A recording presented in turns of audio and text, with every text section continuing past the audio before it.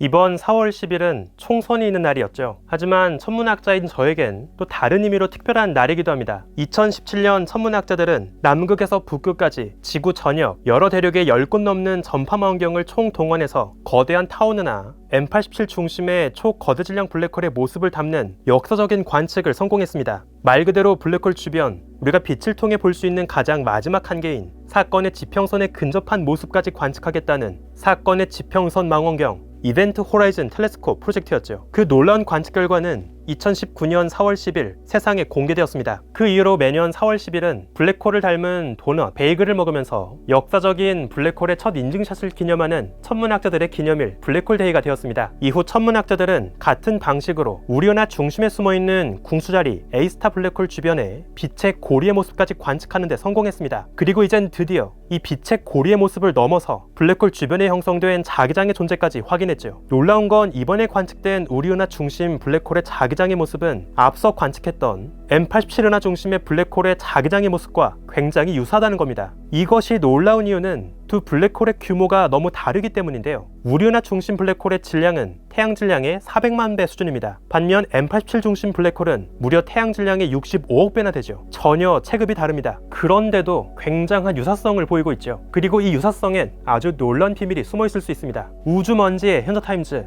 최근 포착에 성공한 우리은하 중심 블랙홀 주변 자기장의 모습에 관한 이야기를 소개합니다. 우선 블랙홀 하면 가장 먼저 떠오르는 우리에게 가장 익숙한 이미지, 영화 인터스텔라 속의 블랙홀의 모습을 떠올려 보겠습니다. 영화에 등장하는 블랙홀 가르광티아는 설정에 따르면 보통 은하 중심에서 발견할 수 있는 초거대 질량 블랙홀 정도에 해당합니다. 이런 거대한 블랙홀은 강한 중력으로 주변의 물질을 집어삼킵니다. 빠른 속도로 붙잡힌 채 맴도는 물질은 블랙홀 주변의 원반을 이루게 되죠. 워낙에 빠른 속도로 돌기 때문에 원반 속의 물질은 아주 뜨거운 온도로 달궈지게 되고 사실상 플라즈마 상태가 됩니다. 블랙홀 주변을 에워싸게 되는 이 뜨거운 물질의 원반을 강착 원반이라고 부릅니다. 화면처럼 반으로 자른 베이글을 생각하면 쉬울 것 같은데요. 가운데 뻥 뚫린 구멍 속에 보이진 않지만 블랙홀이 숨어 있습니다. 그 주변에 빙 둘러져 있는 둥근 빵이 블랙홀을 감싸고 있는 강착 원반이라고 볼 수 있죠. 그런데 실제로 블랙홀 주변 강착 원반을 관측하게 되면 굉장히 재밌는 현상이 벌어집니다. 아주 극단적으로 강한 중력으로 인해서 블랙홀 주변의 시공간은 아주 크게 휘어지고 왜곡되어 있습니다. 블랙홀 주변을 지나가는 빛의 경로는 매우 크게 꺾이게 되죠. 아주 극단적인 일종의 중력 렌즈 현상이 벌어집니다. 우리가 봤을 때 앞을 지나가는 이 강착 원반의 앞부분은 정상적으로 보입니다. 반면 블랙홀의 뒤를 지나가는 블랙홀 강착 원반의 뒷부분은 원래라면 뒤에서 보여야 합니다. 그런데 뒤로 날아가던 빗줄기들이 중력 렌즈를 통해 경로를 꺾어서 우리 쪽을 향해 날아올 수 있습니다. 이렇게 휘어진 빗줄기는 블랙홀 원반의 위쪽 그리고 아래쪽으로 만들어질 수 있죠. 그래서 마치 우리가 지구에서 관측하기에는 블랙홀의 강착 원반 뒷부분의 허상이 절반이 블랙홀 원반 위쪽에, 나머지 절반이 블랙홀 원반 아래쪽에 이렇게 두 개가 생기는 것처럼 보일 수 있습니다. 바로 이것이 우리가 영화 인터스텔라에서 봤던 블랙홀 이미지의 원리라고 볼 수 있죠.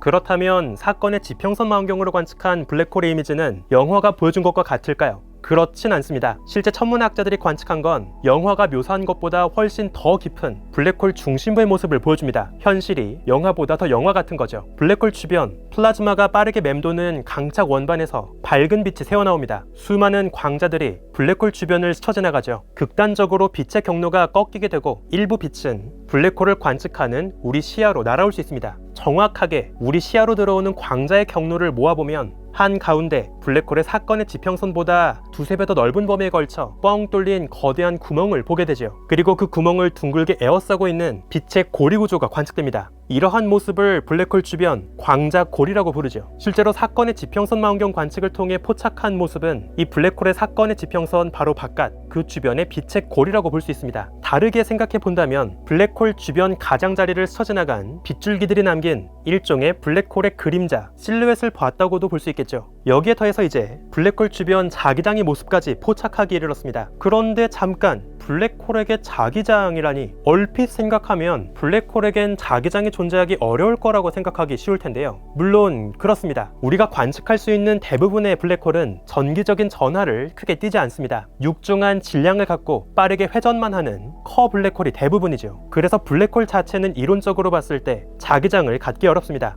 하지만 블랙홀을 에워싸고 있는 그 주변에 뜨겁게 달궈진 플라즈마가 빠르게 회전하면서 일종의 발전기 역할을 하게 되죠. 즉 블랙홀 자체는 아니지만 그 주변의 원반에서 강력한 자기장이 만들어질 수 있습니다. 이번에 천문학자들이 관측한 블랙홀의 자기장도 바로 이 자기장이라 볼 수 있죠. 그렇기 때문에 블랙홀 주변의 자기장을 관측하는 것은 블랙홀이 얼마나 빠르게 주변 물질을 집어삼키며 성장하고 있는지, 또 얼마나 많은 에너지를 사방으로 토해내고 있는지를 간접적으로 보여주는 좋은 증거가 될 수 있습니다. 자기장의 존재는 그 방향에 수직하게 편광된 빛을 관측해서 알 수 있는데요. 만약 블랙홀 주변 자기장이 약하다면 자기장은 블랙홀 주변 빠르게 회전하는 플라즈마의 방향과 나란하게 둥근 고리 모양으로 블랙홀을 감싸고 있을 겁니다. 그러면 관측되는 편광된 빛의 분포는 그에 수직하게 중심 블랙홀에서 사방으로 뻗어나가는 형태로 관측되어야겠죠. 만약 블랙홀 주변 자기장이 좀 더 강해진다면 자기장은 좀 더 블랙홀 쪽으로 꼬여 들어가게 됩니다. 그 결과 관측되는 편광된 빛의 분포도 그 방향에 수직하게 블랙홀 주변을 나선을 그리며 꼬여 들어가는 모습으로 관측되게 되겠죠. 앞서 M87 은하 중심 블랙홀에서도 또 이번 우리 은하 중심 블랙홀에서도 두 블랙홀은 모두 바깥에서 안쪽으로 꼬여 들어가는 나선 형태의 뚜렷한 자기장의 분포를 보여줍니다. 앞서 설명했듯이 이 두 블랙홀은 체급 자체가 완전 다릅니다. 하나는 겨우 태양 질량의 400만 배, 또 다른 하나는 태양 질량의 65억 배, 완전 차원이 다른 질량을 갖고 있죠.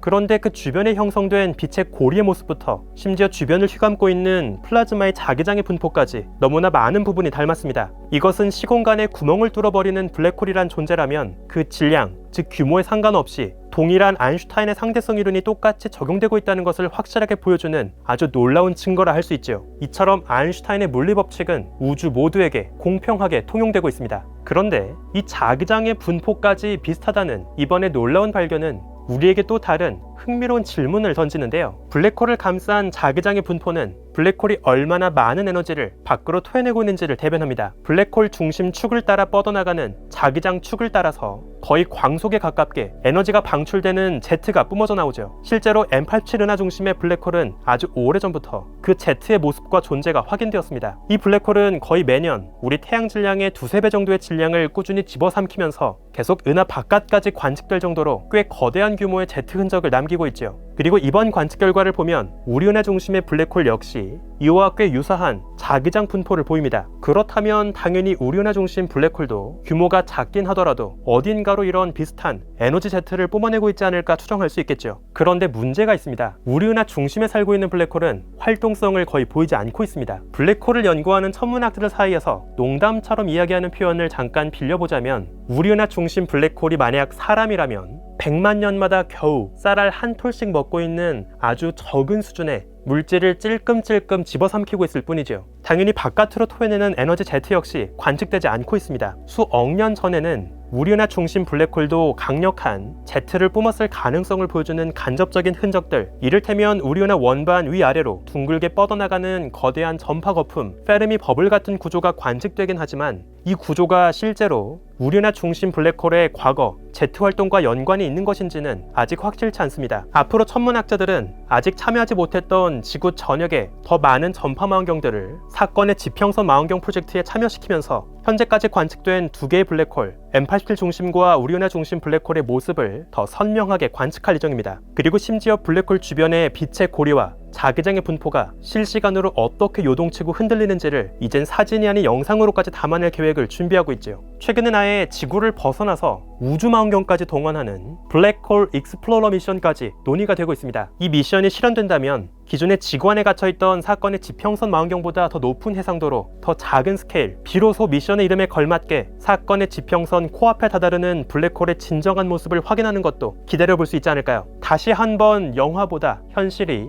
더 영화 같아지는 순간이 올지도 모르겠습니다. 오늘의 이야기 여기서 마칩니다. 구독과 좋아요도 부탁드릴게요. 우주먼지 여러분 감사합니다. 안녕.